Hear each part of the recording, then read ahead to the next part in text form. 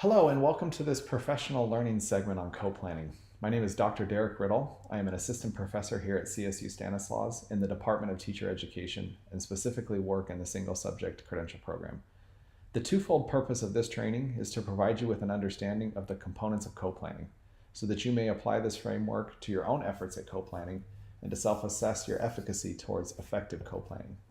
I'd also briefly like to thank our partners at Cal Poly before we begin. Most of the ideas discussed in this training are supported by the research that they've done there. So let's dive right in. An overview of co-planning. Co-planning is one of three core components in the co-teaching model. Co-teaching is comprised of co-planning, co-instructing, and co-assessing.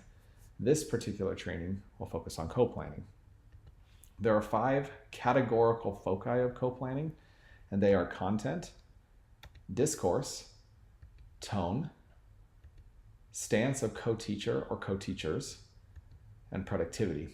We will spend the next few slides discussing each of these in more depth, but please feel free to refer to the rubric while we discuss these next few slides, as well as to stop the training at any time when prompted or when you just feel the need to stop and process and review the rubric.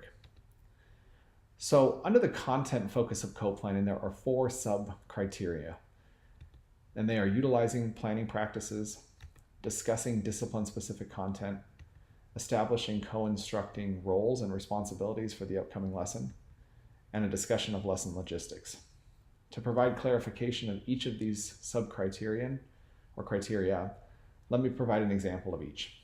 So you may refer to the rubric as well, but however, please make a note that each planning session or each co-planning session is unique, and these sub-criteria are meant to provide guidance and not restrictions. So for example, for planning practices, what practice makes sense to use in the current planning session or co-planning session that you're in?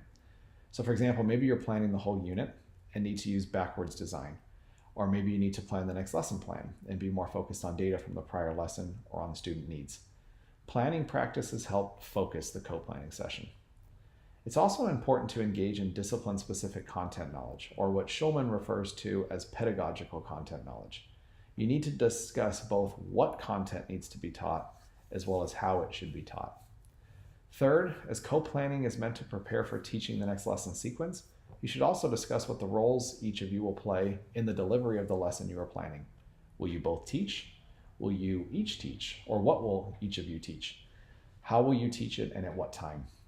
Finally, lesson logistics should be a brief conversation about the procedural steps of the lesson. For example, will we have a warm-up? What will we do for the warm-up activity? So at this point, feel free to stop and discuss these concepts together and to self-assess your understanding. As you engage in discourse, there are guiding questions to consider regarding the type and amount of talking that occurs during the co-planning session and how efficacious it is towards preparing for the upcoming lesson while providing both professional learning to the cooperating teacher as well as the teacher candidate. Some of these questions are: who does the talking? What is the type and purpose of the talk? Who controls talking/topic control? And what ideas are taken up and how are these decisions made?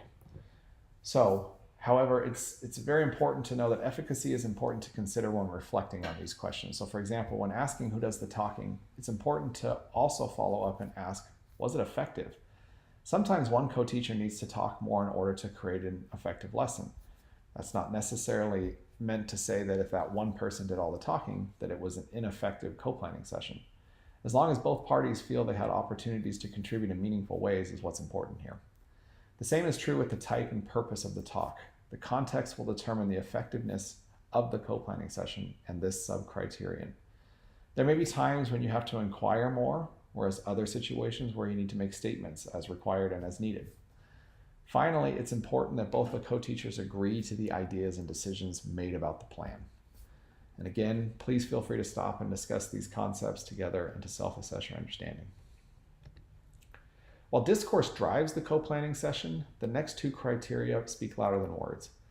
Therefore, it's necessary to highlight these criteria to facilitate effective co-planning sessions. So your body language and intonation communicate much more than what you say as to whether you are actively engaged in the co-planning session. So make sure you sit facing each other, close enough to hear and exchange discourse and ideas, and with an attitude that shows you are willing to participate. Not doing so may create a negative atmosphere during the co-planning session and result in ineffective instruction. Furthermore, the stance of the cooperating teacher and the teacher candidate is important in considering the effectiveness of the co-planning session. While at times one person may take a more leading role, eventually you want to move towards being active collaborators in a mutually beneficial relationship. So again, at this point, if you feel the need to stop and discuss these concepts together and process them, please do. So finally, at the end of the co-planning session, you want to reflect on the productivity of the session.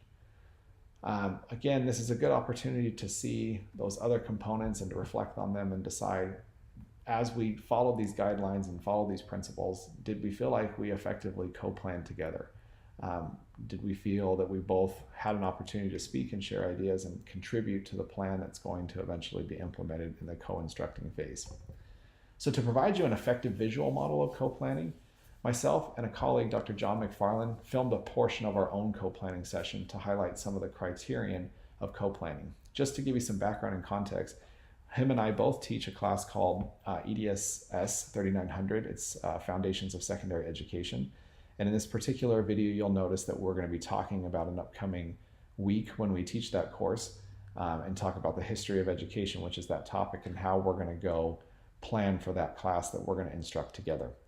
Our hope is that you will analyze and evaluate our exemplar in supporting your own efforts to co-plan effectively. Here's the video. Well, I was going to say, I was just kind of looking through some of the material that we have for this class, and I just wanted to touch base with you on what you thought would work best for, on addressing how we can start doing the different parts of history. Right. So definitely we're going to come in and they'll start off with a quiz. Right. But I think you've also thought about maybe even doing the quiz in a different way. Can you explain that to me? Yeah, so I just thought I want to make it all digital now, right? Okay. So that there is like we talked about, the challenge is they haven't really learned this. They've only read it, right? And now we're essentially holding them accountable for that knowledge. Right. Where this really could just be a check for understanding. Yeah. And then decide what we're going to teach throughout the rest of the class to strengthen things they've missed, right? Right. So if we do it digitally through Google, they use the Flubaroo that I talked about. Okay. I can get that data. I can publish it without necessarily publishing to specific students and embarrassing anybody that maybe didn't perform well, but just say, hey, overall, it looks like these are some questions of concerns we have on this Do quiz. you think that you would actually give it to them after you've already done the lesson itself? We could. Okay. I mean, that's might be a fun idea. Like have them take it as a pre and then at the post. Okay. But maybe change the questions. It puts a little bit more work in it that way. But right. So what I was planning on doing is, because I'm using the platform of Canvas for the course, I would actually put the quiz on Canvas, have them do the readings in advance, and then also have them do the quiz digitally at home. Okay. And then they have Post-class. to Okay. So, pre-class. Okay. Yep. So they can actually, so it's kind of like, just based on. So I think one challenge I'm having if we want to move in this direction is I look through the TPEs, right? And the TPEs essentially says that they need to have an understanding of the content of history in California and how it affects their job, right? So I think overall in this class, I think the challenges, and I'm interested in your ideas, is how do we, I mean, not even how, but what do we teach about the history of education that's going to be relevant to their practical nature of teaching, right? So I struggle a little bit there in terms of what else. I mean, because we have that quadrant activity that we do. I think is a cool way to dive into things. Yeah. But what can we do more? So if we're just talking logistically, so you're saying 5 minutes. Do you want to do, or could we do a round robin where it's like, hey, you're going to be here for 5 minutes and you're going to go tackle this area for another 5 minutes? Or do we do, everybody has their section and then we do almost like a jigsaw where people are sharing out? Okay, so one of my classes, they did one of the students' groups, they did a great activity where they had a poster, okay, and it was just the title. So maybe we could do one poster just had Latin grammar schools, and you give each group 5 minutes. They have resources there, they have based off of their readings, and they add to the poster, like a round robin, and they go they go to each one. Okay. So they're all contributing. Okay. And it could be different things that they find. Cool. Which I think is really cool. Yeah. And then, you bring them back after 20 minutes or what have you, because I think it's like 4 groups about Yeah, four groups, yeah. okay? And then you just kind of bring them all back, and then you have that discussion there. Okay. I think, and I then like it. everyone, however they, like, Right. okay, that was my contribution. We found this. Right. And then that's where it can really lead to more in-depth discussions of what are we seeing now Right. in Okay, the cool. development. Cool. So So I then, think that could be good. and so this is the one that I always tackle, right? So like as educators, we're planning this, right? And we're planning, we're trying to model essentially what planning looks like, but Yeah. we're planning this, but like we're also wanting to obviously have some outcome, right? Yes.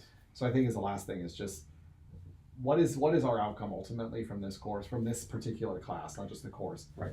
and how are we going to know that our students have arrived at that said outcome? Well,